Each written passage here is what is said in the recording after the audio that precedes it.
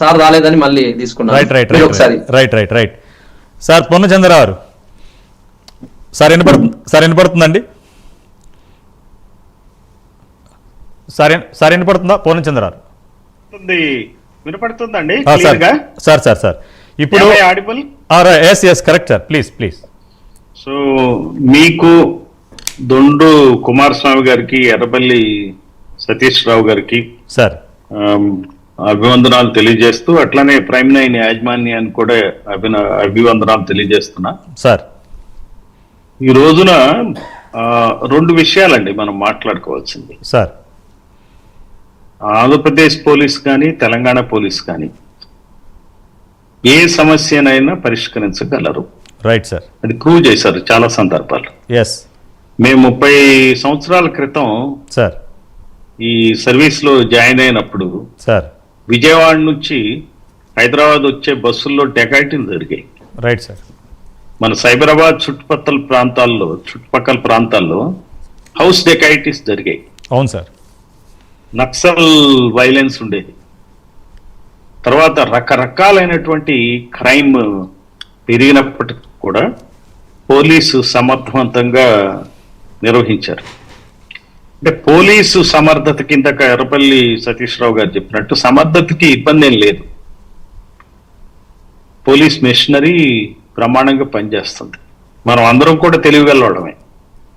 ఆంధ్ర కానీ తెలంగాణ కానీ ఎవరైనా కానీ తెలుగులో తక్కువేం లేదు. ఏ సమస్యనైనా పరిష్కరించగలరు. ఇక్కడ ఏంటంటే ప్రతి అంశం కూడా రాజకీయ నాయకుల యొక్క ప్రయారిటీస్ని బట్టి నిర్ణయించబడతాయి. పొలిటికల్ విల్ అంటాం. Yes sir, true sir. Political will చాలా ఇంపార్టెంట్. Right sir. సో ఈ నార్కోటిక్స్ విషయంలో పొలిటికల్ విల్ రెండు రాష్ట్రాల్లో బాగానే ఉంది. ఇప్పుడు ఈగిల్ అనే సంస్థని రెండు రాష్ట్రాలు ఉంది, మీకు తెలుసో లేదో. ఆంధ్రప్రదేశ్ లో కూడా వాళ్ళు పెట్టిన పేరు ఈగిలే. అవును sir. Elite anti narcotics group for law enforcement అని అటు ఆంధ్రప్రదేశ్ పెట్టారు, తెలంగాణలో పెట్టారు. ఇప్పుడు మన హైదరాబాద్ లో కూడా HNU అని ఒకటి పెట్టారు. అవును sir. Hyderabad narcotics enforcement wing అని HNU అని పెట్టారు సార్. సో అక్కడ ఆకే రవికృష్ణ అనే IPS ఆఫీసర్ దాన్ని హెడ్ చేస్తున్నాడు సార్. ఇక్కడ కూడా సందీప్ శాండిలియా చాలా మంచి ఆఫీసర్, రిటైర్ అయిన అతన్ని నార్కోటిక్స్ వింగ్ కి పెట్టారు, మంచి ఆఫీసర్. అట్లానే CV ఆనంద్ కూడా చాలా స్ట్రిక్ట్ గా ఉంటాడు. ఆయన ఆఫీసర్స్ నేపథ్యంలో జరుగుతుంది. నాకు తెలిసినంత వరకు ప్రభుత్వంలో చిత్తశుద్ధి అయితే ఉంది. రైట్ సార్, అందులో డౌట్ ఏం లేదు. ఈ సమస్య పరిష్కరించబడే సమస్య. పొలిటికల్ పార్టీస్ కి ఎవరికి కూడా ఈ సమస్యని పరిష్కరించకూడదు అనేది ఏం లేదు. ఈ విషయంలో వాళ్ళకి కూడా క్లారిటీ ఉంది. బహుశా మనం దురదృష్టవశాత్తు ఏమవుతుందంటే, మనం ఇక్కడ హైదరాబాద్ లో చూస్తే Symbiosis, CBIT, Guru Nanak engineering colleges లో కూడా ఇటువంటి కేసులు రిపోర్ట్ అయ్యాయి. Correct sir. నేనేమంటానంటే, మనం ఈ కార్పొరేట్ విద్యని రెండు రాష్ట్రాల్లో నిషేధించాలంటే. Correct sir. నారాయణ చైతన్య, భాష్యం ఇట్లాంటి కాలేజెస్ ని మనం ముందు నిషేధించి విద్యను పూర్తిగా గవర్నమెంట్ పరంగా నిర్వహించాలి. Right sir. సో ఇది నిర్వహించినప్పుడు ఏమవుతుందంటే, ఇప్పుడు ఈ ప్రైవేట్ కాలేజెస్ లో ఈ మేనేజ్మెంట్ కి వాళ్ళు ప్లేస్మెంట్స్ ఓరియంటెడ్ గానే వాళ్ళు చాలా సీరియస్ గా పనిచేస్తారు. ఇప్పుడు మనకి ఎలా ఉంటుందంటేనంటే, ఒక మనం ఆలోచించేది ఏ ఆర్గనైజేషన్ అయినా కానీ మెర్సనరీ జీల్తో పనిచేస్తుందా, మిషనరీ జీల్తో పనిచేస్తుందా అనేది చూసుకోవాలి. ప్రైవేట్ ఇన్స్టిట్యూషన్స్ ఎప్పుడు కూడా చాలా వరకు 90% పూర్వకాలంలో మిషనరీ జీల్తో పనిచేసేవాడు విద్యా సంస్థలు. అంటే మనం విద్య ప్రజలకి అందించాలా అనేటువంటి ప్రాఫిట్ మోటివ్ లేకుండా పనిచేసేవాళ్ళు. అది మిషనరీ జీల్. ఇప్పుడు ఎట్లా ఉందంటే మెర్సనరీ జీల్తో పనిచేస్తాం. మెర్సనరీ జీల్ అంటే ఏంటంటే కమర్షియల్ ఇంట్రెస్ట్ ఉంటుంది సార్. CBIT నుంచి ఎక్కువ ప్లేస్మెంట్స్ రావాలి, అప్పుడే మన దానికి చేరుతారు. గురునానక్ ఇంజనీరింగ్ కాలేజ్ కావచ్చు, సింబయాసిస్ కావచ్చు, ISB కావచ్చు, ఏమైనా కావచ్చు. గవర్నమెంట్ కి మెర్సనరీ జీల్ ఉండదు గవర్నమెంట్ కాలేజెస్ నిర్వహణలో. వాళ్ళకి ఏంటంటే మనకి యాజ్ పర్ పాలసీ నడిపిస్తే చాలు. అందుకని విద్య ఈ రోజున ఈ ప్రైవేటైజేషన్ బారి నుంచి కనుక తప్పించగలిగితే అక్కడ ఎవరుంటారండి? విద్య ఒక ప్రిన్సిపాలు, కాలేజీలో టీచర్స్. ఇప్పుడు కాలేజెస్లో టీచర్స్, గవర్నమెంట్ కాలేజెస్లో కానీ యూనివర్సిటీలో కానీ టీచర్స్కి నారాయణ చైతన్య లాంటి సిపిఐటి లాంటి సంస్థల్లో ఉన్న టీచర్స్కి చాలా తేడా ఉంటుంది. వాళ్ళకి పెన్షన్ వచ్చే అవకాశం ఉంటాయి, యూజీసీ స్కేల్స్ ఉంటాయి, జీతభత్యాలు ఉంటాయి, ప్రమోషన్స్ ఉంటాయి, ఒక పద్ధతి ఉంటుంది sir.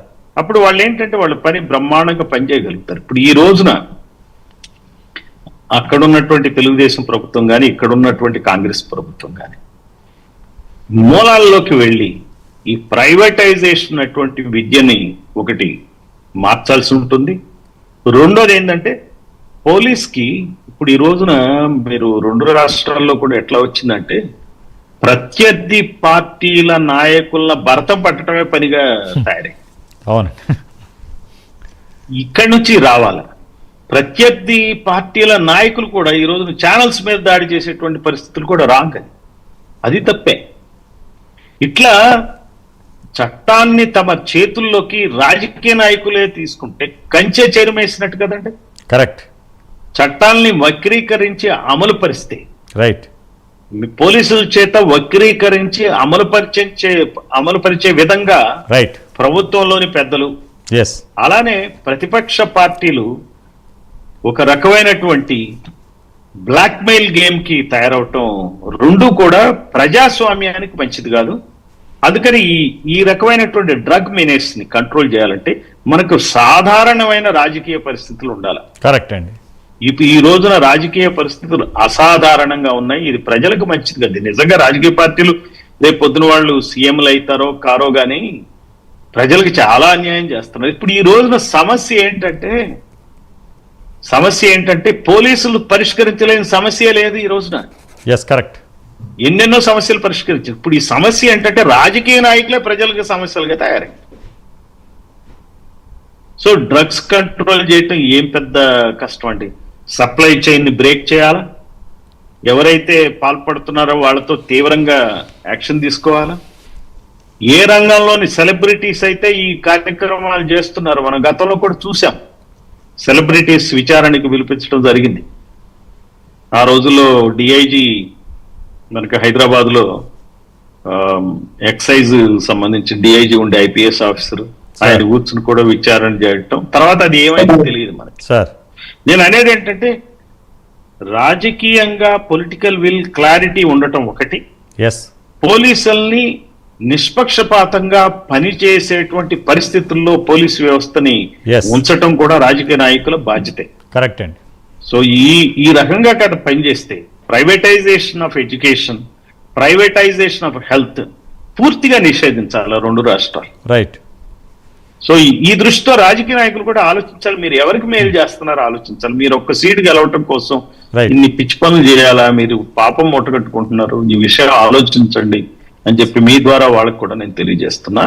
But police, it is not difficult to control anything as for as police is concern, and we have excellent police, అందులో డౌటే లేదు. వాళ్ళని ఎలా వినియోగించుకుంటారు అనేది రాజకీయ నాయకుల యొక్క వాళ్ళ రాజకీయ లక్ష్యాల ఆధారంగా ఉంటుంది. రైట్. పూర్ణచంద్రరావు, ఇప్పుడు మన బోర్డర్ లో ఉన్న సైనికులు దేశాన్ని కాపాడుతూ యుద్ధాన్ని ఆపగలిగారు. ఆఫ్టర్ ఆల్ మన మధ్య జరిగే ఈ యొక్క డ్రగ్ మాఫియా ఏదైనా ఆపడానికి చట్టాలను కనుక మీ సెక్షన్లు ఉపయోగిస్తే ఎంత చేపిస్తారు లోపడేయడానికి?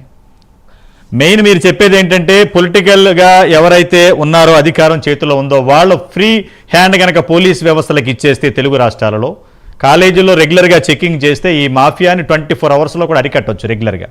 కానీ ఆ చిత్తశుద్ధి రాజకీయ నాయకులు. మీకు ఒక మాట చెప్తా. రైట్.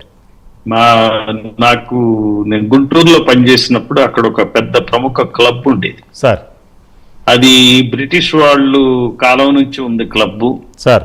ఆ క్లబ్ ని మేమేం చేసామంటే ప్యాకార్డు దొరుకుతుంది కాబట్టి ప్యాకార్డు దొరకకూడదు అని చెప్పాను సార్. మా ఇన్స్పెక్టర్ చెప్పాను సార్, క్లబ్ కనుక ఓపెన్ ఉంటే నువ్వు అక్కడ ఉండవు సార్. క్లబ్ ఓపెన్ అయితే రేట్ చేస్తాను సార్, పట్టుకుంటాను సార్ అన్నాడు. నేనన్నా నువ్వు పట్టుకోవద్దయా బాబు, పేపర్లో వచ్చి ఆ క్లబ్ మీద రైడ్ చేశారు, ఇంతమందిని అరెస్ట్ చేశారు, తర్వాత ఏమో ఎవరినో ఒకళ్ళని ఇద్దరిని పెద్దోళ్ళని వదిలేశారు. సార్ మళ్ళీ ఆ తర్వాత కొన్ని డబ్బులు మళ్ళీ రైడ్ చేసిన పార్టీ వాళ్ళే తినేశారు. ఇవన్నీ నాకెందుకయ్యా చెత్త నాకు. నువ్వు క్లబ్ గనక అక్కడ రన్ అయితే నువ్వు సార్. ఉండవు. సార్ క్లబ్ గనక నువ్వు ఉన్నావంటే అర్థం ఏంటంటే అక్కడ క్లబ్ లేదు అని చెప్పాను. క్లబ్ క్లోజ్ అయిపోయింది. ఎస్ ఎస్ ఇక్కడ ఏంటంటే నాకు కూడా ఆ రోజున అంతటి కంట్రోల్ ఉండేది. నేను ఆ ఇన్స్పెక్టర్ ని మార్చగలిగే కంట్రోల్ నా చేతిలో ఉంది. Right sir. అందువల్ల ఈ రోజున ఏంటంటే ఇది పెద్ద సమస్య కాదండి. ఇది yes correct sir. Supply chain control చేయటం కానీ ఇప్పుడు గంజాయి కల్టివేషన్ కంట్రోల్ చేయడానికి డ్రోన్స్ వాడి సార్ మన ఆంధ్రప్రదేశ్ లో వాళ్ళు చేస్తున్నారని చెప్పి విన్నాను నేను. Right sir. సో మనకి టెక్నాలజీ ఉంది, కంట్రోల్ చేయదలుచుకుంటే ఏదైనా కంట్రోల్ చేయగలం. Yes yes. సో ఇక్కడ ఏంటంటే పొలిటికల్ విల్, రైట్ సార్. రాజకీయంగా చిత్తశుద్ధి అనేది Right. అవసరం. రైట్ పోలీసుల్ని Okay. శాఖని సరిగ్గా వినియోగించుకోవాల్సిన అవసరం. Right sir. Right sir. Right sir.